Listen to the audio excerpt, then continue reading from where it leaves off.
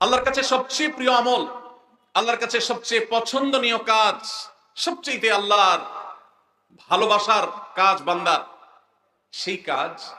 যেই ভালো কাজ, যেই ইবাদত, যে আমল বান্দা নিয়মিত করে, পরিমাণে সেটা অল্প হলেও হোক, পরিমাণে অল্প কিন্তু করে নিয়মিত,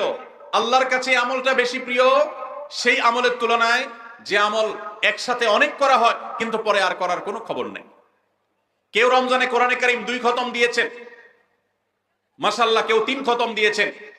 কিন্তু রমজানের পরে কোরআনে কারীম 3 খতম, 2 খতম, 1 খতম দেয়া তো দূরের কথা, পরবর্তী রমজান পর্যন্ত আর কোরআনটা ছুঁয়ে দেখা হয় না, খুলে পড়া হয় না, তেলাওয়াত করা হয় না, 1 পৃষ্ঠা পড়ার সুযোগ হয় না। তাহলে এই 3 খতম 2 খতমের চাইতে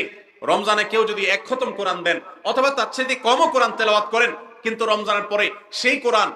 দিনে হয়তো 2-5 পারা পড়তে পারেন না,